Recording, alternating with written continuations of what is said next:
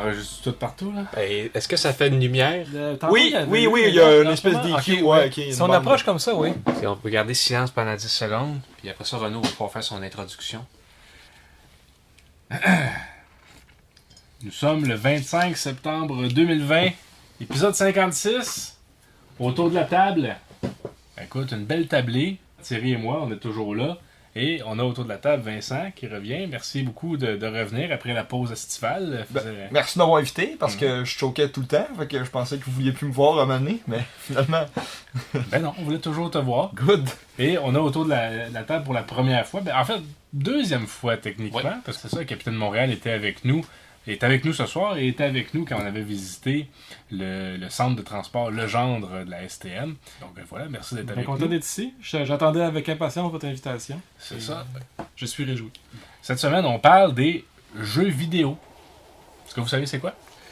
Oui. Ça a un peu détruit mon adolescence. Ouais. Ça est en train de détruire ma vie en ce moment. puis on part là-dessus. Bon épisode. Je sais pas, qui c'est qui veut commencer? Est-ce qu'on commence avec l'aîné? On commence-tu avec le plus vieux? Ouais, On commence ouais. OK. Alors, quand j'étais jeune, moi, le Atari 2600 venait juste de sortir, en fait, de 77. Ça a été un méga gros succès, jusqu'à une certaine année, puis je sais pas si vous avez entendu parler de ça, le gros crash des jeux vidéo de 82. Le crash des jeux vidéo, moi, ça me dit rien. Ouais. 82, ce qui est arrivé, c'est que on dirait que les gens se sont écœurés. Puis ils ont fait des jeux en masse qui ne sont pas vendus, des jeux qui étaient d'une qualité douteuse. C'était à une époque où est-ce qu'ils favorisaient la quantité à la qualité. Exactement. Mais pourtant, il n'y avait pas beaucoup de systèmes. Là. Il y avait Ben, c'est ça, à cette époque-là, c'était quoi les systèmes qu'il y avait? Il y avait le Atari 2600. Ouais. Il y avait l'Atari 5200 qui était un gros flop. Il y avait le ColecoVision et l'Intellivision. Ce qui est arrivé, c'est que c'est ça, il y a eu une surabondance de jeux, les gens se sont écœurés et il y a un gros crash quand le jeu de E.T. est sorti en 82. La fameuse histoire du jeu de E.T. Ouais, donc il y en a eu, ils en ont pas vendu presque pas, puis ça s'est ramassé dans des landfills, dans des dépotoirs. Ils ont retrouvé. Ouais, ils ont retrouvé. Oui, ils ont retrouvé, il y avait un reportage là-dessus, ouais. Mais en même temps de ce gros crash-là est arrivé un nouveau, c'est un ordinateur personnel, donc un PC, le premier PC en fait. C'est le PC qui s'est le plus vendu, qui a duré le plus longtemps. Il s'appelait le Commodore 64. On se leurre pas, là, c'est pas un PC qui pouvait permettre de faire des programmes de bureautique ou des choses comme ça. Oui, il y avait un traitement de texte, mais il y a personne qui utilisait ça. L'imprimante, ça prenait comme 45 minutes d'imprimer comme 4 lignes. Là. Donc on s'entend que les gens utilisaient pas ça pour ça, mais c'était surtout pour jouer à des jeux en fait. Tous les jeux d'arcade étaient reproduits là-dessus, tous les jeux 5200, 2600 étaient reproduits là-dessus, c'était du 8 bits. C'était pas aussi puissant qu'un Nintendo, c'est arrivé un peu avant, mais c'était un système de jeu excellent. Des grands classiques comme Jumpman, Space Taxi, tous les jeux d'arcade étaient là-dessus, le Pac-Man était une amélioration par rapport au Pac-Man de l'Atari 2600. Donc moi, ça a bercé mon enfance, et ça a duré, ce système-là, jusqu'à les années 90, tous les jeux de Nintendo et même un peu de jeux de Super Nintendo étaient reproduits sur le Commodore 64. C'est nostalgique en fait. On voit les images du Commodore 64, on se rappelle de ces années 80-là parce qu'il a fait toutes les années 80 en fait, le Commodore 64. Et ce qui est encore étrange, c'est que les premiers piratages au Commodore 64, ça se faisait dès le début. On avait un paquet de disquettes, on avait comme 70 disquettes là-dessus, il y avait 6-7 jeux par disquette, c'était tous des jeux qu'on avait zéro payé. Hein. À la fin, j'imagine qu'on avait plus que 1000 jeux là, au Commodore 64. Tout était reproduit. C'était sur des floppy disques, là, des petits disquettes? Ouais. Ok. Ouais. Ce qui était aussi bien le fun, Commodore 64, je me souviens, c'est que ça prenait à peu près 10 à 15 minutes à loader un jeu. Là. Donc tu mettais ta disquette, là, puis tu loadais un jeu. Je me souviens d'un jeu qui... C'était G.I. Joe, en fait, puis c'était juste un combat 1 contre 1. Puis ça prenait des éternités à loader. Ça faisait partie du fun, en fait. Ouais, ça me fait penser à mon jeu que je joue présentement. City Skyline, c'est à peu près ça, les temps de chargement de 10 à 15 minutes. Ouais, dans le temps, tu loadais pendant 10-15 minutes, puis après ça, tu jouais pendant 3 minutes, puis après ça, tu reloadais. C'était bien le fun. Ouais. Mais toutes les grandes franchises étaient là. Ninja Turtle, G.I. Joe, Transformer, Barbie, Hot Wheels, ont tous eu des jeux là-dessus. Et les grands classiques du Commodore 64, c'était les Jeux Olympiques. Oui, oui. Summer Games, il y en a eu 2. Puis il y a eu Winter Games. Puis après ça, il y a eu California Games. Et World Games, que j'ai pas eu par exemple. Mais Summer Games, c'est sorti en même temps. World Games, okay. Ouais. Bon. Où il y avait des jeux de partout à travers le monde. Donc, puis le jeu canadien, c'était des gens qui couraient sur des pitounes. C'était bien le fun. Mais Summer Games, c'est sorti pendant les Jeux Olympiques de 84 à Los Angeles. Et c'était révolutionnaire. Les graphiques étaient super beaux. Les discours synthétisés, qui était le premier système qui permettait ça d'ailleurs. avec le jeu Impossible Mission. Donc, ils voulaient faire un jeu sur Mission Impossible, ils n'ont pas eu les droits, donc ils ont fait un jeu qui s'appelait Impossible Mission. Et je me souviens des discours, c'était épeurant tellement que les discours étaient bien faits et tout ça.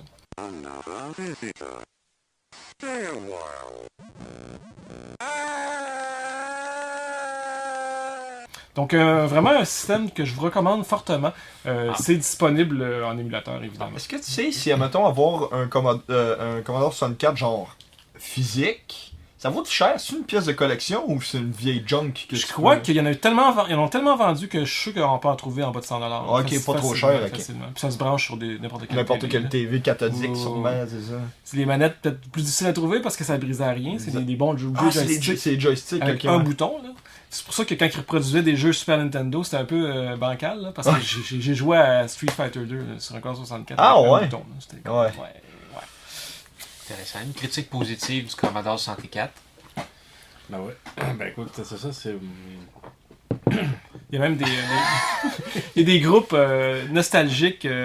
Là, parce que la musique était tellement bonne dans les jeux, parce que c'était du MIDI, il y a des gens qui reproduisent les musiques-là, ils font la musique classique avec. Là. Ouais, non, c'est ça. Tu sais, moi, je pensais que j'aimais Tchaïkovski, mais quand j'ai entendu Tchaïkovski en MIDI, là, j'ai dit, wow, c'était fait pour le MIDI, pas fait pour les grands orchestres symphoniques. Il y a eu une mode aussi, j'étais tombé sur un band qui s'était surnommé eux-mêmes comme style, ils faisaient du Nintendo Core. Fait que c'est du gros hardcore metal, mais qu'il y avait un gars dans le band qui jouait du synthétiseur MIDI, puis qui rajoutait des petits sons. C'était intéressant quand même. Ça a toute partie de mode, puis leurs paroles parlaient de jeux vidéo souvent, c'était assez intéressant. C'est une belle recherche à faire, ça vous tente, si vous êtes curieux. Non, mais l'univers des jeux vidéo engendre vraiment beaucoup de choses intéressantes.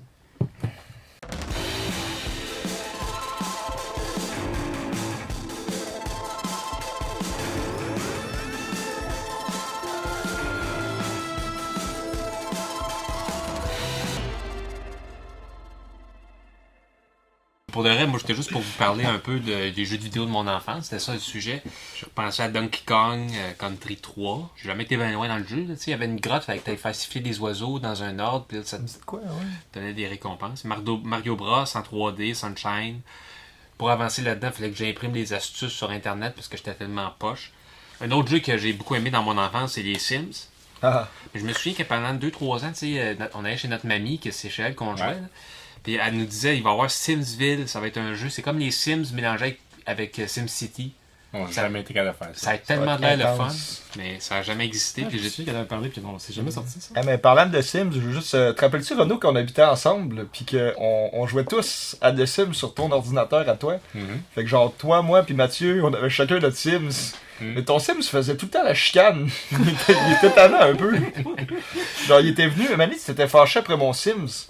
Parce que toi, tu t'avais divorcé, puis j'étais allé cruiser ton ex-femme. Puis pendant que mon Sims était parti au travail, ton Sims, il venait vider ma poubelle dans ma cour, puis il vidait les sacs à poubelle partout sur mon terrain. Fait que quand je revenais, il fallait que je ramasse tous les déchets pendant que j'étais au travail. Je sais pas si ça te rappelle. Je m'en Je rappelle. trouvais ça très drôle que ton Sims, genre que l'intelligence artificielle du jeu fasse que ton Sims maïsse tellement qu'il vienne vider mes poubelles sur ma cour. Je m'en rappelle, puis là, c'est l'épisode des jeux vidéo, fait que l'anecdote ne sera pas coupée, parce que c'est pas la première fois que tu le comptes dans le podcast. T'es Mais sérieux? mais ça fait jamais, fait que c'est tout le temps coupé. Fait que cette fois-ci, ça va rester. Ben, aussi, il y a un autre jeu que j'ai beaucoup aimé, ça c'est plus tard. Toi, Renaud, tu m'avais installé une version pirate de Call of Duty 2. Puis grâce à ça que j'ai appris la guerre mondiale, puis c'est une de mes passions depuis ce temps-là. La guerre mondiale.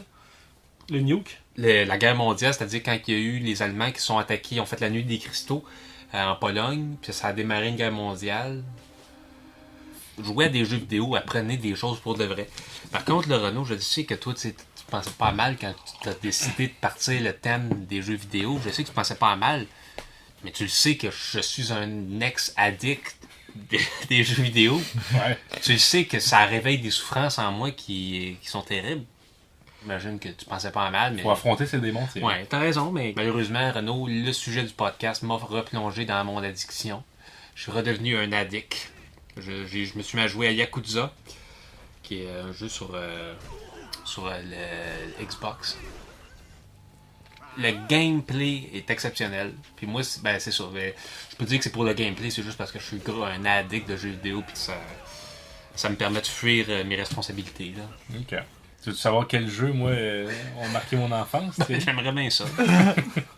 Parce que t'as pas parlé de Sim Ends. Je pensais que t'allais en parler, mais c'est peut-être plus moi que ça allait... Je savais que t'allais en parler, puis Sim Ends, c'est un Non? simulateur de fourmis. Tu simules une fourmilière, tu contrôles une guêpe. En fait, c'est que pour savoir quelle fourmi tu contrôles, elle est jaune et noire. Fait que, moi, à chaque fois, nous autres, on pensait que pourquoi qu'on contrôle une guêpe, ça n'a bien pas rapport. Ben ouais, c'est bizarre. C'est juste que c'est la couleur pour highlighter la fourmi Ben, que tu c'est ça. contrôles. Parce que t'étais avec les fourmis noires, puis les ennemis c'était les fourmis rouges. Ça, ils étaient méchants, fallait se battre avec eux. Puis des fois tu te faisais manger par des araignées. Puis moi l'anecdote avec le Sim Ends, c'est quelque chose qui m'a beaucoup marqué quand j'étais un jeune enfant. C'est que j'adorais ce jeu-là. Puis c'était l'époque où que les jeux coûtent cher. Fait que t'es loué au Vidéotron ou au club pour la fin de semaine. Puis à un moment donné, ben, des fois ils finissent par mettre les jeux en vente. Puis on est arrivé au Vidéotron, puis là, elle a demandé à notre père, Sim Ends, il est en vente, il est pas cher, est-ce qu'on peut l'acheter? Puis il m'avait dit non. Il m'avait dit, la semaine prochaine, mais qu'on revienne, t'amèneras ton argent, puis tu l'achèteras. Puis la semaine d'après, ben, t'es plus là. Ah. Fait que C'est un jeu Super Nintendo, ça? c'est un jeu Super Nintendo. Ok. C'est un simulateur de fourmis. Puis moi, ben, c'est ça. Moi, c'est un amour des jeux de gestion. Moi, j'aime beaucoup ça. Fait que je suis parti de Sim Ends à SimCity 2000. Tu joues à SimCopter? Non, j'ai SimCopter, tu pouvais importer ta ville de SimCity 2000, puis tu la refaisais en 3D, puis tu peux te promener en hélicoptère dedans. Oh. Ben, ça prenait. J'avais un ordinateur pas assez puissant, puis c'était l'enfer. Ça buguait tout le temps. Fait que j'aurais sûrement pas pu parce que on devait pas avoir un ordinateur très puissant, nous autres non plus. Puis là, c'est ça. Bon, ça a passé après ça à SimCity 4 puis City Skyline, qui est les jeux que je joue plus aujourd'hui. Comme Thierry disait, j'ai beaucoup joué à The Sims. Sans jamais devenir un addict, par contre. Non, mais sans jamais être particulièrement bon non plus. Là, fait que c'est souvent mon bonhomme finit par se noyer dans la piscine ou mourir de faim. Là, Puis moi, à l'école, ben, ça a été la découverte de Quake et de Age of Empire. Parce que je sais pas si au tournant des années 2000, quand il commençait à avoir des cours d'informatique à l'école, moi j'étais en secondaire 1 ou 2, puis je pense que les professeurs avaient été un peu pitchés pour enseigner l'informatique aux jeunes. Maintenant, il faut qu'ils sachent ça. Fait que j'ai l'impression qu'on en savait plus que les professeurs. Fait que souvent, on finissait en 5-10 minutes la tâche qu'il fallait faire. Puis après ça, ben, on avait installé Quake et Age of Empires sur tous les postes d'ordinateur. Puis on jouait en réseau tout le monde ensemble. Fait que c'était vraiment mon cours préféré. Les cours d'informatique, j'en avais moi aussi dans les années 80. Là. Ah ouais? Les années 80, ouais. Mais nous autres, c'était du basic qu'on faisait. C'est qu'on fallait programmer. Fallait dessiner un bonhomme en lui disant comme va à telle case, telle affaire, telle couleur. Je connais pas ça. Puis ben, pour terminer, ben, c'est ça, c'est quand j'étais adolescent, ben c'était aussi les jeux à 4, là, avec la Nintendo 64, ben, avec l'écran divisé en 4, on a découvert GoldenEye. T'étais-tu un fan de Hot Job, toi, mon tabarouette? Ah, Odd Job, c'est pas juste. Ouais. Hot Job, c'est le petit gars, là, avec. Ben, le petit gars. C'est le petit asiatique avec le chapeau. Puis il était plus petit que les autres, fait que tu te promenais comme ça en tirant, tu le pognais pas. Mais le truc, là, quand quelqu'un prend Odd Job, toi, tu prends Moonraker 2. Okay. Lui aussi, il est plus petit que les autres, j'ai remarqué ça. Non, moi, dans GoldenEye, j'étais celui qui prenait plein de proximity mine, puis qui en mettait partout. Puis que après ça, j'attendais parce que j'étais entouré, fait que je pouvais plus me promener sans faire exploser le mur. Ouais, GoldenEye, je me rappelle, il y a quelques années, tu sais, quand je passais mes étés à Québec, là, pour travailler avec, à base à l'armée, les fins de semaine, souvent, je redescendais chez ma mère. Puis tout ce qu'il y avait là-bas, c'est Nintendo 64 avec GoldenEye, puis je me suis mis à jouer beaucoup. Puis, savais-tu que quand tu faisais toutes les missions au plus tough, ça débloque un nouveau mode de jeu qui s'appelle 007. Ouais, que tu choisis le nombre d'ennemis, puis tu choisis à quel point les ennemis sont forts ou pas bons. Ça sert à rien. C'était super customizable ce jeu-là. C'est quand ça. c'était bon. Mais il faut que tu te rendes jusqu'au bout, ça a été vraiment très dur. Mais j'ai finalement. La mission justement avec les lasers, là, que tu dois aller faire partie d'une fusée, là, était vraiment tough. Elle était tough, man. Il m'a pris du temps à la voir, mais quand je l'ai eu, j'ai débloqué le mode 007. Je suis bien fier de moi. J'ai pris une photo. Je l'ai mis sur Facebook. On n'a sûrement pas fait ça, nous autres. Ouais, mais c'est quoi votre plus grande fierté de jeu vidéo, ça? J'ai battu ma soeur à Mario Party, puis... C'est quand même pas fait. J'ai déjà fini 8e dans un tournoi de Mario Smash. Ah, 8e. Ben, c'est à travers le monde, tout ça. C'est quand même... Non, on était à peu près 14. À chaque année, j'ai un de mes amis qui. Ben là, pas cette année à cause de la COVID, mais à chaque année, pendant l'été, j'ai un de mes amis qui organise un gros tournoi de Mario Tennis au Nintendo 64. Il y a des rondes éliminatoires, des buts, des qualifications. Les équipes sont au hasard. C'est tout le temps le même gars qui gagne. Le gars, on joue à 2, là, en équipe de 2. On va jouer tous les soirs. Ce gars-là, puis son partner, c'est tout le temps eux qui gagnent parce que. Lui, c'est où qui travaille, il a un 64 avec. Puis tu l'as du midi, il va tout le temps jouer avec ses collègues, fait qu'il est rendu trop fort. Quel personnage qui prend? Il prend Bowser en plus. C'est comme il est full tough. Ouais, je sais, mais lui, il est bon avec Bowser. Ok. Fait que. Mais il y a une année que je suis arrivé en finale avec mon partner. On s'est fait battre à la fin par ce gars-là, Bowser. Puis l'autre, il savait même pas jouer, je pense, son partner, mais il a gagné pareil. N'importe qui sauf Waluigi, c'est le pire des personnages de Mario Tennis. Ben, il y a du Reach, là. Ah ouais, je prenais tout le temps Waluigi. Je prends mon Daisy. préféré. C'est moi ma plus grande fierté, si je me tentais d'en parler.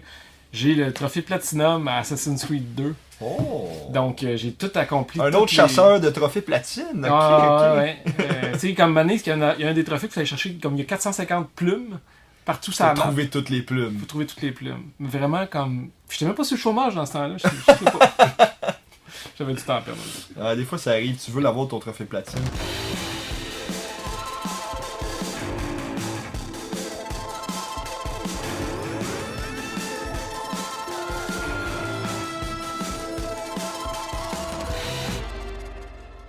Moi, j'ai eu un Genesis, en fait, Oh. quand j'étais ado. Quand j'ai eu ça, peut-être 12-13 ans. Ok. Et les NHL, en fait, le premier, ça a été 91, mais le meilleur NHL de tous les temps, c'est NHL 94. Et enfin, encore aujourd'hui, là, il y a eu une NHL 2020 qui est sortie, genre. Mais NHL 94 était vraiment, vraiment bon. C'est comme l'année après que les Canadiens gagnaient la Coupe Stanley. Je me souviens de Pavel Bourré qui jouait Panthers? il était- Non. Ouais. Vancouver. Puis Stanley. le jeu, c'était fait par EA Sports. EA Sports était à Vancouver. C'est encore à Vancouver, je pense, encore de nos jours. Fait que le Pavel Bourré, qui était comme la vedette russe de l'équipe des Canucks de Vancouver à l'époque, il était tellement boosté que je faisais 16 buts par match avec ce jeu. Hey! Du gros plaisir. Puis, Ben, il a compté le début, mais pas tant que ça. là. Il y a eu Non, des non. bonnes saisons, pareil. là. oh, ouais. Il a fait deux fois 60 buts dans une série. Moi, j'avais le 95. J'ai pas eu le 94, mais j'ai beaucoup joué au 95.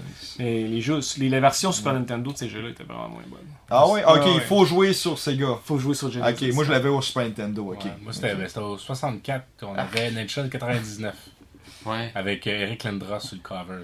Ah Ça, ouais. On a beaucoup joué à celle-là. Moi je me rappelle à NHL 2009, je m'étais créé une équipe, c'était le Quebec City Knockout. Là j'avais créé toute l'équipe, les joueurs de mon équipe c'était juste des amis à moi que j'avais mis, fait que vous étiez, toi Julien, puis toi aussi, vous étiez tous dedans. Puis moi aussi j'étais là, on était tous pas très bons. Notre meilleur, j'avais mis Steve, il était bon lui. Lui je l'avais fait fort quand même. Ouais. Ben, il a fait son hockey junior avec Carl Dykhouse. Avec donc, Dykhouse. Ouais. Toi, Renaud, t'es un gros fan des Stars de Dallas dans le temps de Modano. Ouais, c'est ça, mais Modano est plus là. Il est plus là, mais il y C'est a. pas son fils qui joue ou il son arrive. arrière-petit-fils? Hein? Quand- C'est à mode ça. C'était mon joueur préféré, Mike Modano. Moi, c'était Joe Sakic. Ouais. Moi j'étais triste quand Colorado ont perdu cette année. Fait que. Ouais, mais les jeux de NHL c'est le fun, mais. C'est pas. C'est comme avant. Mais non, c'est ça, tu les achètes pas à chaque année. Là. Il y en a qui Ça le coûte font. cher en plus, des jeux neufs là, ça coûte cher maintenant. Ben, ça a toujours coûté Quelque très chose cher. c'est pas nous qui les payions les jeux, hein, c'était nos parents. Fait que j'ai comme pas conscience combien ça peut bien avoir coûté une cartouche comme ça. Ouais, ça coûtait 60-70$, là, facile. Ben là, ça vaut peut-être cher parce qu'il y en a des fois, c'est rare. Là. Ça, par exemple, Zelda Ocarina of Time, dans cette condition-là, ça doit valoir au moins 50$. Je te dirais un bon 7$. Ouais. À ma graduation en secondaire 5, en 93, ma mère m'a dit, elle dit, je te paye ton bal ou je te donne l'argent. Je te paye mon bal, ça veut dire, genre la bague, il y avait une bague dans Ah le oui, temps. la bague. Moi, j'ai encore ma bague, là, pas avec moi en ce moment. Mais... Puis il y avait comme la soirée, sou, la ça, soirée, ouais. le sou, puis tout. Je te Le paye ça poulet, ou je te donne 400$. Ah. J'ai dit, garde, maman, je m'en sac de mon bal. Fait qu'elle m'a donné 400$ et je me suis acheté un Sega CD. C'était le add-on du Sega Genesis. Ok. Puis tu pouvais faire jouer des CD. Moi, je tripais bien raide. Il y avait des full motion video games. C'est le Super Night Trap qui a été vraiment controversé. Puis c'est juste qu'il y avait des pitounes qui se faisaient pogner par des vampires. Puis tout ça. C'était monté jusqu'au Sénat américain. Exactement. Dans le fond, c'est que tu faisais un piton de temps en temps. Comme qu'il y ait une action Phantasmagoria aussi, c'était ça, Ouais. je pense, c'est ça. Pour que genre, il y ait une action qui arrive, comme une vidéo parte pendant que tu passes sur un piton, dans le fond. C'est ça le seul but. J'avais déjà essayé de faire ça dans le temps que dans la suite Office, t'en avais un pour faire des sites internet. Fait que j'avais déjà essayé de faire un jeu genre t'as l'image, puis là tu peux cliquer à 4 endroits, puis là tu peux faire comme un site internet que tu te promènes, puis tout ça. Puis j'avais abandonné. C'est quand même long. Ouais, c'est. Ben, ok. c'est comme le jeu de Titanic, dans le fond. Titanic. Ouais, c'est un peu ça. Vous avez jamais joué à Titanic? Ça, c'est un beau Ben, jeu. fait quoi? il y avait un meurtre sur le Titanic juste avant que le C'est quoi? Titanic frappe Frappe un un iceberg iceberg. à un moment Hein? donné. Mais non. Ben, c'est pour ça que. Mais tu peux empêcher ça dans le Ah! jeu. Ouais, dans le Pour jeu, vrai? tu peux empêcher ça. Tu as le choix. T'empêches le Titanic de frapper l'iceberg ou Tu t'empêches fais la ça, Première ouais. Guerre mondiale d'avoir lieu. Fait que c'est un des deux. Là, tu sais, C'est quoi le rapport? C'est pour ça que c'est comme le dilemme moral suprême. C'est quoi le rapport, man? Ah, moi, tu fuck le Titanic, là, maintenant. Je veux dire, la Première Guerre mondiale, ça a tué bien plus de monde. Il y a aussi l'option que tu laisses les deux arriver puis que. Puis tu perds. Puis que, ouais, c'est ça. T'as plus work. Tu- C'est un très mauvais tu te fais enquêteur. tu te fais renvoyer Parce que c'est ça, c'est que t'es un espion britannique, puis tu te fais renvoyer dans le temps pour aller changer le cours du passé. Puis tu Dans le Titanic. Dans le Titanic. C'était avant le film ou après le film? Avant. Avant. Parce qu'on jouait à soir, on allait chez notre mamie, puis elle nous mettait Titanic ou elle nous mettait le jeu des Playmobil. Là. Elle était vraiment à la page, votre mamie, parce que Ben, quand elle avait un ordinateur, faisait sa comptabilité, puis en plus, Elle a elle eu un pouvait mettre les ordinateur jeux avant vidéo. nous. C'est elle qui nous a introduit, c'est notre grand-mère qui nous a introduit aux ordinateurs, parce que ça a pris quelques années avant que nous, on en ait Elle un. était cet ordinateur-là pendant 10 ans quasiment. Là. Ah, sur la fin, il était plus très performant. Là, mais... Je suis dû pour un nouvel ordi. Là. Ça coûte cher, les ordi. Ça Je fait sais que pas quoi prendre. Mais faut que tu le montes, faut que tu montes ton PC Ouais. toi-même, t'achètes tes Moi, pièces. je veux juste un portable, là. Juste de Ouais, quoi. un petit là. portable, achète-toi un Asus à 3000$, tu vas être bon. Ouais. 3000? J'ai pas cet argent-là, moi. Mais un ordinateur, moi, c'est du traitement de texte puis du montage vidéo. Ouais. Ben, moi aussi. c'est- Allez voir mes emails. Ben, tu sais, pour nous, quand on écrit des romans, faut qu'on ait du traitement de texte. Nous, t'écris des romans, toi? Non. Mais j'ai écrit du traitement de texte. Ah. Ah bon, ben écoute. Ouais, moi, pas mal juste, pas. je veux juste spécifier, j'ai sorti mon PlayStation 2, puis à Varganovski, il va encore très bien. C'était Sur quoi, mon ce jeu-là? PlayStation. Champions! Il est né sur Champions, quand on était C'est un là, on tigre. jouait à Champions, puis moi Ouais. c'est ça, j'étais un tigre avant Nagovski. Ouais, Puis c'est ça. ça a toujours été mon nom de personnage à cette heure sur Steam, puis sur tous les jeux que je fais. C'est Varnagovski. Yes. Ah bon, ben écoute, Ouais. c'était l'épisode 56. Ouais, Ça donc, va. les jeux vidéo, jouez, apprenez l'anglais, apprenez l'histoire, amusez-vous. Ne tombez mais- pas dans Ne l'excès. tombez pas dans la Non. Ça prend une vie sociale remplie. Les jeux vidéo ne sont pas tout. L'équilibre. Mais il y a beaucoup de créations, c'est très intéressant, il y a plein de concepts qui sont utilisés. C'est philosophique, c'est historique, c'est psychologique. C'est immersif. Ouais. Tant de qualificatifs. Et donc, voilà. Donc, merci à Capitaine Montréal d'avoir été avec nous. Merci à Vincent de s'être joint pour cet épisode-là spécial jeux vidéo. Thierry, j'espère que tu n'auras pas besoin de retourner à 6 mois en thérapie pour Ah suivre cet ben, épisode-là. c'était juste une farce en fait. Là, je commence à avoir de la misère à te truster, Thierry, là. Je sais Non. jamais ce que tu dis, qu'est-ce que... Cette chemise-là, c'est la première fois que je la mets aussi. Là, c'est vrai, ça, ou... Non, c'est pas vrai. Ok, C'est bon. déjà une- Fait que merci à tout le monde. À la semaine prochaine.